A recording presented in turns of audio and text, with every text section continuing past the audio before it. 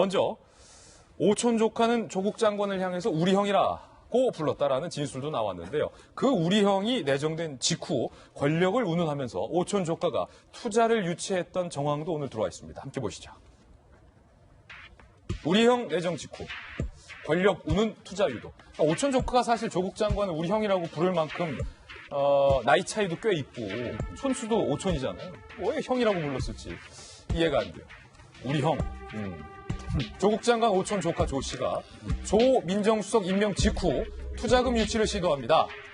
자, 조국 조카가 투자자와 만나서 이런 대화를 나눴다는 겁니다. 투자자가 수익 실현 진짜 그거 가능한 거냐? 내가 돈 넣으면 나 좀 수익 좀 나냐? 그러자 조국 장관의 오촌 조카가 권력이 통한다는 가정하에 납니다. 권력이 통한다면 수익이 납니다. 라고 얘기를 합니다. 자, 저기 손소 변사님 말씀하셨던 것처럼 두 가지 가능성이에요. 오촌 조카가 조국 장관 팔아먹고 다녔거나 정말로 오촌 조카와 우리 형 조국 장관이 밀접한 사이에서 이 사실을 알고 있거나 둘 중에 하나겠죠. 2017년 5월 11일 코링크 PE 투자금 유치를 위한 미팅이었다. 코링크 PE는 정경심 교수의 돈으로 사실상 설립이 됐다라는 정황이 나오고 있고 문 대통령 당선 다음 날이자 민정수석 내정 다음 날이다. 2017년 5월 11일은 그렇습니다. 그리고 이 대화가 녹음까지 됐어요. 그리고 야당 국회의원을 통해서 녹음 파일까지 어제 공개가 됐습니다. 육성으로 직접 들어보시죠. 우리는 이제 피 뺄 필요 없고 돈을 넣으라는 거죠. 사람들 하나 사자고 했죠. 원래도 좀 내려받아가지고 이게 뭐 한 150개 진짜가 된 시작을 해서 M&A를 하면 됩니다. 빨리 뭐 공개를 필요 없고 뭐 어쨌든 권력이 통한다는 가정하에. 자, 지금 공개된 녹음 파일과 저희들이 검찰 조사 진술에서 나왔다는 조금 전에 봤다는 그 내용에서 공통되는 문장이 딱 있습니다. 자, 권력이 통한다는 가정하에. 자, 김병민 박사님, 지금 보세요. 시점이 문 대통령 당선 다음 날이자 민정수석 내정 다음 날, 그리고 조국 민정수석 임명 직후에 투자금을 조국 조카가 여기저기서 유치하러 다니는데 갈 때마다 권력이 통한다라는 얘기를 하고 다녔다는 거잖아요. 네, 맞습니다. 지금 우리가 2017년 5월 9일이 문재인 대통령이 당선된 날인데요. 굉장히 이례적인 상황에 탄핵 직후에 당선이기 때문에 인수위 기간이 없었고 그 바로 다음 날부터 직무가 수행됩니다. 대통령으로서 직무를 수행하기 위해서 미리 구상이 났던 내각에 대한 아주 기초적인 인사들을 먼저 발표하거든요. 그 첫 번째 인사 중에 핵심이 바로 조국 장관이었습니다. 조국의 민정수석이었죠. 그렇다면 그 민정수석으로 발표된 그 다음 날 있었던 저 같은 녹취 파일들이 나오기 시작된 건데 권력이 통한다는 가정하에라는 얘기를 하지 않습니까? 그리고 조국 장관이 민정수석으로 재직하고 나서 조금 더 기간이 지난 뒤에 바로 문재인 정부의 국정과제 속에서 배터리 사업 2차 전지에 대한 내용들이 발표가 되게 됩니다. 그 중간 동안에 일어났던 게 코링크 PE를 중심으로 돌아갔던 이 2차 전지 사업을 중심으로 구상하기 위한 노력들이 이곳저곳에서 드러난다는 겁니다. 지금 권력이 통한다는 가정하에 가장 첫 번째 가정을 먼저 얘기를 드릴 수밖에 없는데요. 우리는 문재인 정부의 이 100대 국정과제가 어떤 방식으로 이끌어가게 될 것인지에 대한 핵심적인 내용을 아는 사람들은 그 안에 있는 관계자들 말고는 알 수가 없습니다. 근데 모든 것들을 알았다는 듯 2차 전지를 가정하에 많은 부분들이 돌아가게 되거든요. 그렇다면 여기에 대해서 조국 장관을 빼놓고 나서 이 사람들이 과연 이런 내부 정보를 어디서부터 받았을까에 대한 고민을 하게 되잖아요. 이게 첫 번째 가정이고요. 민정수석으로 취임하고 바로 다음 날 저런 얘기를 합니다. 그렇다면은 민정수석으로 취임하자마자 이 모든 일들을 얘기했다는 게 하루 만에 저는 불가능할 거라고 생각이 드는데요. 과거에 있었던 인사의 과정들을 보게 되면 이낙연 총리를 처음에 얘기하는 과정도 그렇고 선거가 진행되는 과정에서도 대통령에 대한 당선 가능성이 높았다고 판단했던 것 같습니다.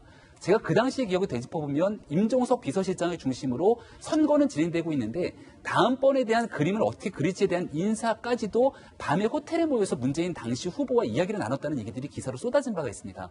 적어도 첫 번째 조각의 그림에 조국 민정수석은 반드시 들어가 있을 거라는 생각을 저는 지울 수가 없는 것이고요.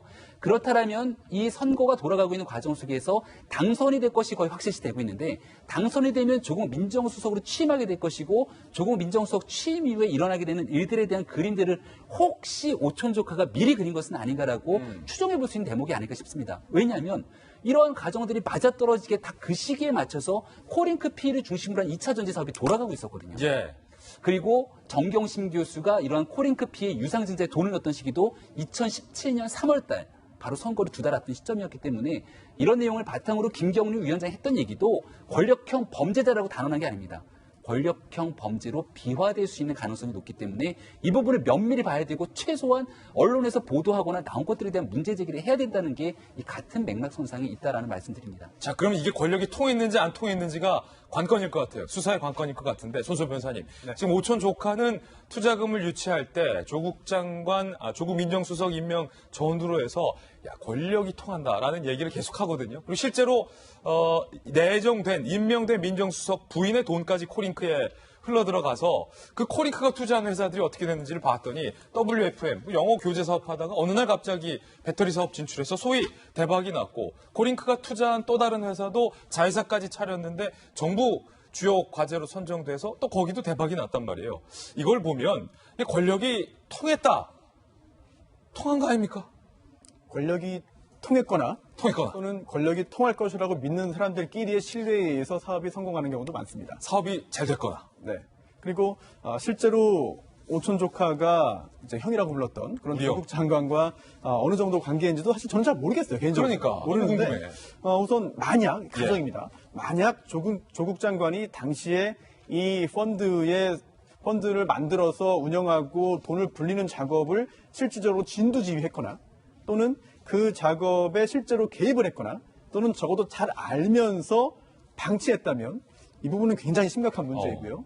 여기에 대한 책임을 피할 수는 없을 것입니다. 예. 다만 실제로 그런 일이 있었는지 여부를 가리는 건 이제 수사 작업을 통해서 그렇죠. 밝혀야 되는 것이고 그리고 또 그런 실제 내막이 그런 것이 아니라 조국 장관 그리고 당시에 그 조국 민정수석 또는 조금 더 앞으로 과거로 간다면 민정수석 비서관으로 내정될 것이 예상되었던 그런 당시 그 조국이라는 그 학자에 대해서 그 학자의 어떤 그 앞으로의 정치적인 장래를 예견하고 또는 예상하고 이것을 사업에 활용했다면 이 부분은 조국 장관의 개인 책임으로 묻기는 어렵거든요. 물론 그 경우에도 법을 어긴 사람들에 대한 엄한 처벌은 당연히 있어야 됩니다. 그리고 그러한 처벌 대상을 가리기 위한 또는 처벌 가능성을 판단하기 위한 검찰의 수사는 진행돼야 되는 건 당연한 것이고요.